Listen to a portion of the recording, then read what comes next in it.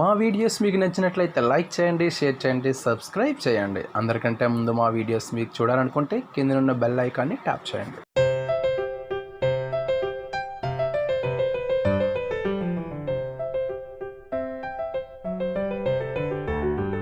I am Ramesh. Welcome to the solution part 5. In the previous class we will discuss about the solubility of gas in liquids, what is the effect of solubility of gas in liquids, and Henry's law. Now we will discuss about the vapor pressure of liquid in liquid solutions and Raoult's law. What is the vapor pressure of a solvent or a solution? So vapor pressure of a solvent and a solution. So now we take a solvent in the bottle. So ఈ solvent particles అనేవి at a room temperature, ఈ room temperature దగ్గర ఈ సాల్వెంట్లో ఉండే ఈ solvent సర్ఫేస్లో ఉండే లిక్విడ్ పార్టికల్స్ అనేవి వ్యాపరైజేషన్ అవుతాయి. వ్యాపరైజేషన్ అవ్వడం వల్ల vaporization some of the vaporized particles entering into the liquid in condensation. So కొన్ని వేపర్ పార్టికల్స్ అనేవి కండెన్స్ అయ్యి అంటే లిక్విడ్ స్టేట్లోకి వచ్చి మళ్ళీ ఈ సాల్వెంట్లోకి ఎంటర్ అవుతాయి అన్నమాట. Rate of evaporation is equal to rate of condensation. So equilibrium existed. Rate of condensation rate of evaporation అనేది ఈక్వల్ అవుతుంది. అక్కడ ఈక్విలిబ్రియం అనేది ఎగ్జిస్ట్ అవుతుంది అనమాట. At that equilibrium, at that point, so the vapor particle hitted on the surface of this liquid, surface of the solvent. So some of the pressure produced, that pressure is known as vapor pressure anamata. That pressure is known as vapor pressure. So what is the relation between vapor pressure and mole fraction of the solution? So that relation gives Raoult. The qualitative relation is known as the Raoult's law. So mole fraction of the solute or solvent or any component in the solution, mole fraction of any component in the solution is related to the partial pressure of the components. That empirical relationship, the qualitative relationship is known as Raoult's law. So what it states that for a solution of volatile liquid, volatility means evaporation. A liquids అయితే evaporate అవుతాయో వాటిని volatile liquids అంటాం అన్నమాట. Which state that for a solution of volatile liquids, the partial pressure of each component of the solution,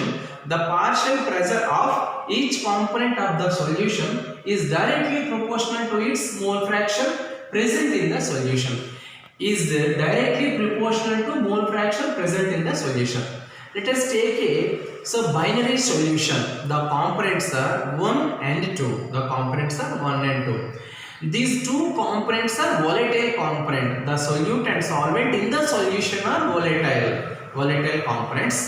So for a component 1, Raoult's law ni మనం apply చేస్తే component 1 కి, so partial pressure of a component 1 is directly proportional to mole fraction of that component 1. Partial pressure of the component 1 is directly proportional to mole fraction of the component, and P1 equal to P1 naught x1, where P1 naught is the vapor pressure of the pure component at the same temperature. అంటే ఇక్కడ P1 అనేది మిక్సర్లో అంటే 2 components మనం add చేస్తున్నాం. ఆ components add చేసేటప్పుడు ఆ మిక్సర్లో ఉండే ఫస్ట్ కాంపోనెంట్ యొక్క వేపర్ ప్రెషర్ P1 నాట్ అనేది ఎలోన్గా ఓన్లీ వన్ కాంపోనెంట్ 1 యొక్క వేపర్ ప్రెషర్ అనేది P1 నాట్ అన్నమాట. సో P1 అంటే మిక్సర్లో ఏ టెంపరేచర్ దగ్గర అయితే వేపర్ ప్రెషర్ అనేది కాంపోనెంట్ యొక్క వేపర్ ప్రెషర్ P1 అవుతుందో అదే టెంపరేచర్ దగ్గర ఓన్లీ ఒకే కాంపోనెంట్ అన్నమాట. కాంపోనెంట్ 1 యొక్క వేపర్ ప్రెషర్ని P01 అని అంటాం మనం. P01 equal to P01 x1. where P1 naught is the vapor pressure of pure component at the same temperature అన్నమాట. అదే టెంపరేచర్ దగ్గర ఆ కాంపోనెంట్ అనేది ప్యూర్ స్టేట్ లో ఉండేటప్పుడు, అంటే మిక్సర్ గా ఉండనప్పుడు, ఓన్లీ ఎలోన్ అన్నమాట, ఆ కాంపోనెంట్ ఎలోన్ గా ఉండేటప్పుడు దాన్ని వేపర్ ప్రెషర్ ని P1 naught అని అంటారు. Similarly, for a component 2, we take a binary solution, component 1 and component 2. So, similarly for a component 2, P2 equal to P2 naught x2, where P2 naught represent the vapor pressure of the pure component 2 at the same temperature. P2 naught అనేది second component యొక్క vapour pressure, అది pure state లో ఉండేటప్పుడు, అంటే 1 తో combine అవ్వకుండా ఉండేటప్పుడు దాని యొక్క వేపర్ ప్రెషర్ ని మనం P2 naught అంటాం అన్నమాట. సో ఏదైనా ఒక మిక్సర్ తీసుకునేటప్పుడు ఆ మిక్సర్ లోని టోటల్ ప్రెషర్ ని మనం డాల్టన్స్ లా బేస్ చేసుకొని మనం క్యాలిక్యులేట్ చేసి చెప్పవచ్చు. ఏంటి డాల్టన్స్ లా అంటే according to Dalton's law partial pressure of the total pressure, partial pressures, according to Dalton's law of partial pressure, the total pressure P total over the solution phase in the container will be the sum of the partial pressures of the all components in the solutions. That is P total equal to P1 plus P2. So మనం ఈ mixer లో 2 components తీసుకున్నాం. ఈ 2 components ఉండటం వల్ల ఆ components యొక్క individual pressure అన్నమాట. ఫస్ట్ కాంపోనెంట్ ప్రెషర్ అంటే P1, second component pressure P2 అయితే టోటల్ ప్రెషర్ ఏమవుతుందంటే P total equal to P1 plus P2 అవుతుంది అన్నమాట, అకార్డింగ్ టు డాల్టన్స్ లా అన్నమాట. So according to Dalton's law base చేసుకుంటే P total equal to P1 plus P2 అవుతుంది అన్నమాట. Substituting the P1 P2 values in Dalton's law. Dalton's law అంటే P total equal to P1 plus P2. P1 and P1 equal to x1 P1 naught. P2 equal to x2 P2 naught. So P total equal to P1 place lo x1 P1 naught plus P2 place lo x2 P2 naught. The mole fractions of in a solution, the mole fractions of both components, the sum of the mole fractions of the both components is equal to 1. ఏదైనా ఒక binary solution తీసుకుంటే ఆ binary solution లో ఉండే 2 components యొక్క mole fraction some of the mole fractions of 2 components equal to 1. So mole fraction of first component equal to x1, mole component of second component equal to x2. Some of these 2 components x1 plus x2 equal to 1. x1 plus x2 equal to 1. So x2 equal to 1 minus x1 or x1 equal to 1 minus x2. x1 equal to 1 minus x2. So x1 place lo 1 minus x2 ni మనం substitute చేసుకుంటే 1 minus x2 into P1 naught plus x2 P2 naught multiply చేసాం అనుకోండి P1 naught minus P1 naught x2 plus x2 P2 naught. So ఇందులో x2 అనేది common గా ఉంది కాబట్టి x2 ని కామన్ తీస్తే P1 naught plus P2 naught minus P1 naught x2 అవుతుంది అన్నమాట. సో దీన్ని బేస్ చేసుకొని మనం ఒక కంక్లూజన్ చెప్పొచ్చు. సో అయితే మోల్ ఫ్రాక్షన్ ని వేపర్ ప్రెషర్ ని తీసుకొని మనం గ్రాఫ్ ని ప్లాట్ చేస్తే ఎలా ఉంటుందని చూద్దాం. ఒక లిక్విడ్ మిక్సర్ ని తీసుకున్నాం అనుకున్నాం. సో లిక్విడ్ మిక్సర్ లో ఫస్ట్ కాంపోనెంట్ 1 ఏదైతే ఒక బైనరీ సొల్యూషన్ తీసుకుంటే ఆ బైనరీ సొల్యూషన్ లో కాంపోనెంట్ 1 మోల్ ఫ్రాక్షన్ x1 గాను కాంపోనెంట్ 2 మోల్ ఫ్రాక్షన్ x2 అనుకుంటున్నాం. కాంపోనెంట్ 1 వేపర్ ప్రెషర్ అనేది P1 naught గా తీసుకున్నాం. కాంపోనెంట్ 1 పార్షియల్ ప్రెషర్ ని P1 naught అనుకుంటున్నాం. ఇన్ ఇట్స్ ప్యూర్ స్టేట్ అది ఎలోన్ గా ఉండేటప్పుడు, మిక్సర్ గా ఉన్నప్పుడు కాకుండా సింగిల్ గా ఉండేటప్పుడు దాని పార్షియల్ ప్రెషర్ P1 naught. అదే కాంపోనెంట్ సెకండ్ కాంపోనెంట్ తీసుకుంటే ఆ సెకండ్ కాంపోనెంట్ యొక్క పార్షియల్ ప్రెషర్ ని మనం P2 naught గా తీసుకున్నాం.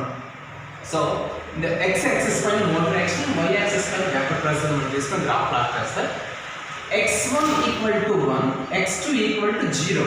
x1 mole fraction of component 1 equals to 1, mole fraction of component 2 equals to 0. So in that side x1 equal to 0, x2 equal to 1, mole fraction of component 2 equal to 1, mole fraction of component 1 equals to 0. So ఇక్కడ component 1 యొక్క alone గా ఉంది, ఇందులో component 2 ఏమి mix అయిపోయేటప్పుడు దీని vapour pressure P1 naught. ఇటువైపు x2 component 2 యొక్క దీంట్లో కాంపోనెంట్ 1 ని మిక్స్ చేయక ముందు దాని వేపర్ ప్రెషర్ పార్షియల్ ప్రెషర్ అనేది P2 నా x1 కి మనం ఏం యాడ్ చేస్తున్నాం x2 కాంపోనెంట్ 2 ని యాడ్ చేస్తూ ఉంటాం యాడ్ చేస్తూ ఉండేటప్పుడు దాని ప్రెషర్ అక్కడ దాని వేపర్ ప్రెషర్ అన్నమాట వేపర్ ప్రెషర్ అనేది ఈ కర్వ్ లో ఉంటుంది x2 కి x1 ని మనం యాడ్ చేస్తూ ఉండేటప్పుడు ప్రెషర్ ఇలా వస్తుంది అన్నమాట ఈ ప్రెషర్ ని మనం P1 ఈ ప్రెషర్ ని P2 అనుకుంటున్నాం సో టోటల్ ప్రెషర్ కావాలంటే P total equal to P1 plus P2 అవుతుంది అన్నమాట ఇలా ఇక్కడ నుంచి గ్రాఫ్ నుంచి ఇలా ఇటువైపు వెళ్తూ ఉంటే x1 would B equals to 0 ఇటువైపు నుంచి ఈ సైడ్ నుంచి ఇటు సైడ్ నుంచి వస్తే ఈ రైట్ సైడ్ నుంచి లెఫ్ట్ సైడ్ వరకు వస్తే x2 would be equal to 0 left నుంచి రైట్ వెళ్తే x1 would be equal to 0 అన్నమాట ఇది వేపర్ ప్రెషర్ కొన్ని మోల్ ఫ్రాక్షన్ కి మధ్య గ్రాఫ్ గీసేటప్పుడు వచ్చే కర్వ్స్ అన్నమాట సో ఈ గ్రాఫ్ ని బేస్ చేసుకొని మనం 3 పాయింట్స్ మనం కన్క్లూడ్ చేయొచ్చు సో ఏంటో పాయింట్స్ అని చూద్దాం The total vapor pressure over the solution can be related to the mole fractions of a component. Total vapor pressure అనేది mole fractions of the component 1 component 2 కి relate అయి ఉంటుంది so ఈ graph బట్టి మనం చెప్పొచ్చు అన్నమాట total vapor pressure P total అనేది mole fraction of component 1 mole fraction of component 2 కి రిలేటెడ్ గా ఉంటుంది second one total vapor pressure over the solution varies linearly with the mole fraction of any component 2 or 1 అన్నమాట total vapor pressure of the solution varies so linearly straight line with the mole fractions of any component 2 or 1 component 2 నుంచి component 1 చూసినట్టు linearly component 2 నుంచి component 1 కి చూసినట్లయితే linear గా ఉంటుంది అన్నమాట depending on the vapor pressure of the pure component 1 and 2 total vapor pressure over the solutions either decreases or increases with increase of the mole fraction of either component 1 and component 2 depending on the vapor pressure of the pure component 1 and 2 total vapor pressure over the solution either increases or decreases so total vapour pressure అనేది increase కానీ decrease కానీ అవ్వాలంటే దేనిపైన depend అయి ఉంటుందంటే increase of mole fraction of 1 and 2 అన్నమాట so mole fractions of 1 2 పైన depend అయి ఉంటుంది అనేది మనం ఈ గ్రాఫ్ ద్వారా చెప్పొచ్చు అన్నమాట మా వీడియోస్ మీకు నచ్చినట్లయితే లైక్ చేయండి షేర్ చేయండి సబ్స్క్రైబ్ చేయండి అందరికంటే ముందు మా వీడియోస్ మీకు చూడాలనుకుంటే కింద ఉన్న బెల్ ఐకాన్ని ట్యాప్ చేయండి